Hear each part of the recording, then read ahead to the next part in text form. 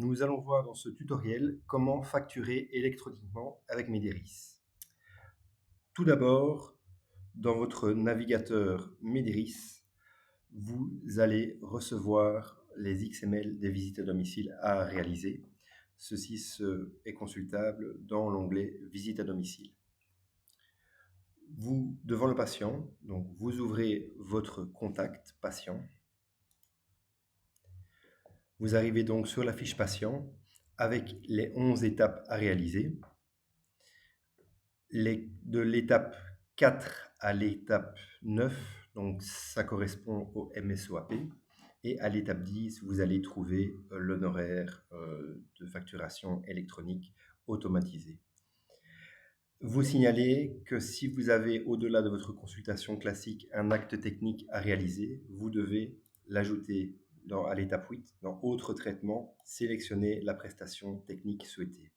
À partir de là, la facturation se génère automatiquement sur base de votre profil médecin, du profil du patient et de l'heure de rendez-vous.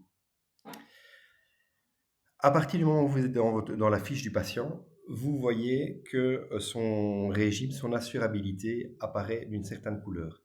Ici, nous sommes dans un cas où le patient est assuré de manière correcte, est en ordre d'assurabilité, puisque le bandeau apparaît en vert. À partir du moment où ce bandeau est vert, c'est donc un patient tiers payant, puisque le tiers payant est généralisé à partir de ce 3 juillet 2025. Vous devez actualiser l'heure de contact à partir du moment où la consultation a été demandée avant 21h pour les visites réalisées après 21h. Ça, le chauffeur vous donnera l'indication, mais soyez vigilant à ceci au niveau des visites de soirée. Quoi qu'il arrive, sur ces éléments-là, la facturation se génère automatiquement. Vous voyez les détails ici. À partir du moment où vous voulez réaliser le paiement, une étape importante, c'est que ça va se passer sur ce bouton-ci, mais ce bouton-ci au départ est grisé. Pourquoi? Parce que vous devez toujours appuyer initialement sur sauvegarder. Vous devez sauvegarder le contact avec le patient et c'est à partir de là que vous allez pouvoir recevoir le paiement du patient. Vous cliquez sur ce petit bouton en bas à gauche, paiement. Le ticket modérateur apparaît puisque nous sommes bien dans du tiers payant. Vous ne devez toucher à rien ici. Vous devez, en fait, pour recevoir le paiement via les terminals SumUp, choisir le bon lecteur de carte. Je suis dans la voiture rouge. Et à partir de là, cliquez sur le bouton SumUp. Une fois que vous aurez cliqué sur le bouton SumUp, la somme due par le patient sera envoyée automatiquement sur le SumUp. Vous le présentez au patient et recevez le paiement. Vous avez, pour les rares cas particuliers, la possibilité de mettre le ticket modérateur à 0 et donc ça aura une influence effectivement sur les honoraires que vous recevrez à la fin de votre prestation. Quoi qu'il arrive, ne cliquez jamais dans le cadre d'un paiement classique par carte bancaire SumUp, ne cliquez jamais sur le bouton confirmer ici, puisque le simple fait de cliquer sur confirmer va faire en sorte que vous ne pourrez plus utiliser le SumUp et recevoir le paiement électronique.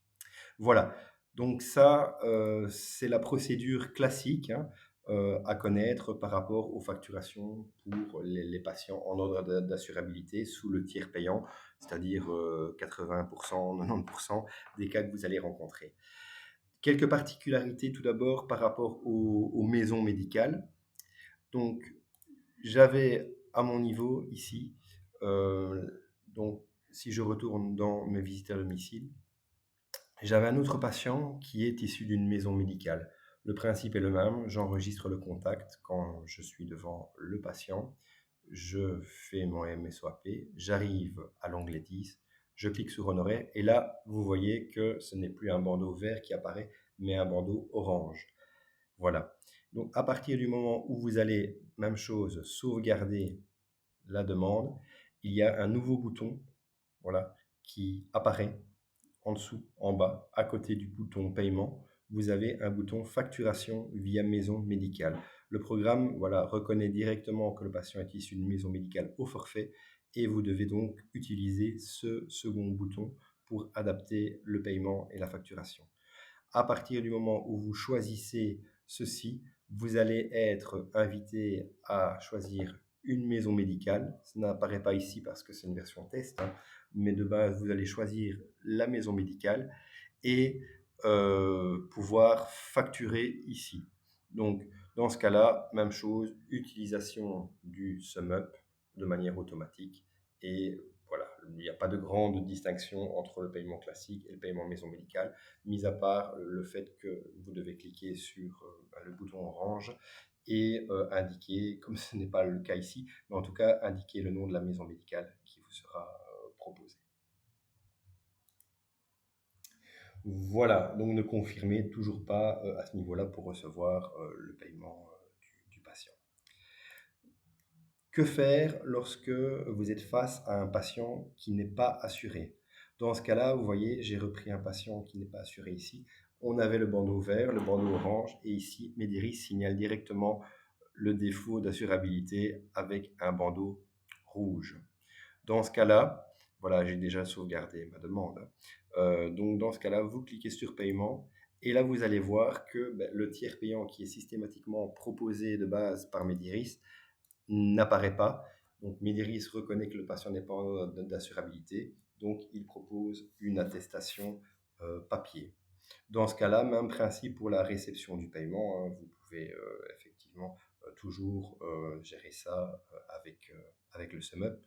Dans ce cas-là, voilà, vous devez effectivement faire une attestation papier à suivre. Si le patient est en ordre de mutuelle, automatiquement, voilà, c'est les procédures habituelles. Ici, bon, voilà, le patient n'est pas en ordre, donc c'est l'attestation papier qui est proposée.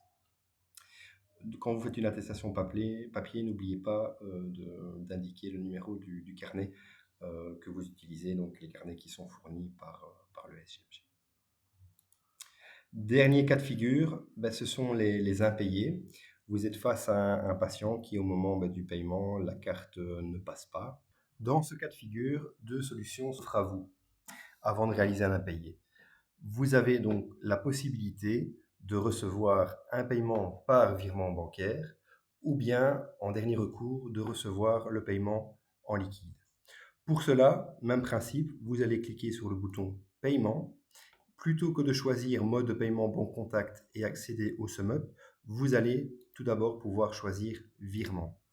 Dans ce cadre-là, vous avez à l'arrière des SumUp, le numéro de compte bancaire du SGMG.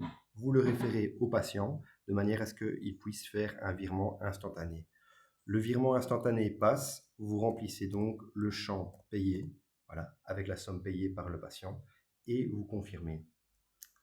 Si aucun moyen de paiement électronique n'est possible pour le patient et qu'il dispose de la somme en liquide, vous êtes seulement dans ce cas-là habilité à percevoir le liquide vous-même. Donc dans ce cas-là, vous choisissez comptant. Même principe, vous indiquez le montant payé par le patient. Un commentaire par rapport à cette perception. Dans ce cas-là, c'est vous-même qui recevez l'argent. Vous ne devez pas le rétribuer au SGMG. Vous pouvez le garder, mais celui-ci sera bien comptabilisé dans vos honoraires, donc en soustrayant la somme reçue, somme que vous devez bien indiquer, comme on le disait ici, dans Mediris pour qu'on puisse avoir la visibilité sur le mode de paiement effectué. Revenons donc maintenant à notre cas concernant le suivi à réaliser pour un impayé. Je retourne dans l'honoraire, voilà, paiement. J'ai la possibilité d'envoyer par SumUp. Le patient ne s'est pas payé, donc je vais réaliser un impayé.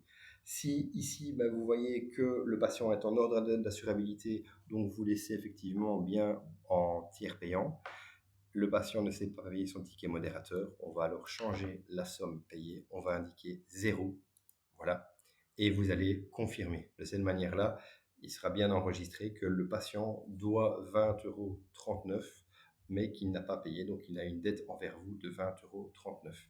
Même principe avec les maisons de repos. où les patients issus de maisons de repos ne payent pas directement. Là, vous allez aussi, même chose, indiquer 0 € et confirmer. De cette manière-là, nous allons, au niveau du SGMG, réaliser le suivi pour vous et nous assurer que le paiement soit fait.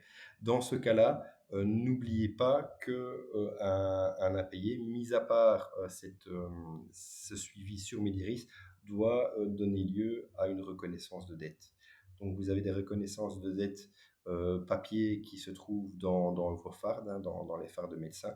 Donc c'est indispensable d'utiliser une reconnaissance de dette papier, de la remplir, de remettre la partie dévolue au patient, de la lui remettre et de garder l'autre partie pour nous, pour qu'en interne, on puisse faire le suivi de l'impayé.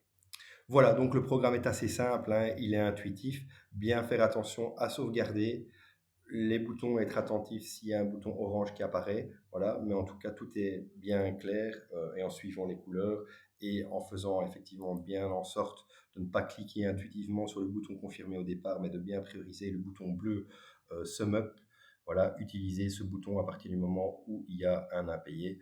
Voilà, vous avez compris le principal. Pour tous les autres cas particuliers qui peuvent se poser, vous avez à votre disposition des procédures papier dans la phare de médecin. Donc nous vous invitons vraiment à vous référer à ces documents s'il y a des cas particuliers ou bien si vous n'êtes plus certain de quoi faire. Sinon, voilà, n'oubliez pas aussi que les chauffeurs sont formés à Mediris et peuvent aussi vous aider dans les cas particuliers. Voilà. Merci pour votre participation et beaucoup de succès dans la facturation électronique.